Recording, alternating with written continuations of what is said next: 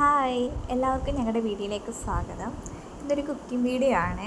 വൈകുന്നേരം ആയപ്പോൾ പിള്ളേർ പറഞ്ഞു പരിപ്പോട ഉണ്ടാക്കാമെന്ന്. അങ്ങനെ ചുമ്മാ ട്രൈ ചെയ്ത് നോക്കിയാണ്. ആദ്യം വേണ്ട പരിപ്പ് കുറച്ച് നേരം വെള്ളത്തിൽ ഇടണം. നമ്മുടെ സാമ്പാർ പരിപ്പുണ്ടല്ലോ, ആ പരിപ്പാണ് ഞാൻ എടുത്ത് വെള്ളത്തിൽ ഇട്ടത്.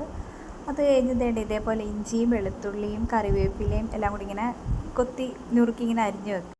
അത് കഴിഞ്ഞ് പരിപ്പ് നമ്മൾ വെള്ളത്തിലിട്ട് നല്ലപോലെ കഴുകി മിക്സിയുടെ ജാറിലിട്ട് ഒന്ന് ചതച്ചൊരു പരുവാക്കി എടുക്കുക. എന്നിട്ട് നമ്മൾ ഈ മിക്സി ചതച്ച ഈ പരിപ്പിൻ്റെ കൂടെ നമ്മൾ നേരത്തെ കൊത്തി അരിഞ്ഞ് വെച്ച ഉള്ളിയും ഒക്കെ ഇല്ലേ, അതും ഇതും കൂടെ മിക്സ് ചെയ്യുക. ഇച്ചിരി ഉപ്പും കൂടി ഇട്ട് പുരട്ടിയിട്ട് നമ്മൾ ഈ പരിപ്പുവടയുടെ ആകൃതിയിൽ ഒരു പാത്രം അടുപ്പ് വെച്ചിട്ട് എണ്ണ ചൂടാക്കിയിട്ട് എണ്ണ തിളയ്ക്കുമ്പോൾ അതിനകത്തേക്ക് ഇടുക. എന്നിട്ട് നമുക്ക് പെതുക്കെ വേണം, തീ കുറച്ച് വെച്ചിട്ട് വേണം ഇത് ചെയ്യാൻ, അല്ലെങ്കിൽ കരിഞ്ഞു പോകും. അപ്പോൾ ഇങ്ങനെ ഒരു സ്പൂൺ ഉപയോഗിച്ചിട്ട് നമുക്കത് പെതുക്കെ നോക്കാം, മറുഭാഗം വെന്തോന്നറിയാൻ പെതുക്കെ നോക്കണം. സ്പൂൺ ഉപയോഗിക്കുന്നതായിരിക്കും നല്ലത്, അല്ലെങ്കിൽ പൊടിഞ്ഞു പോകാൻ സാധ്യതയുണ്ട് കേട്ടോ.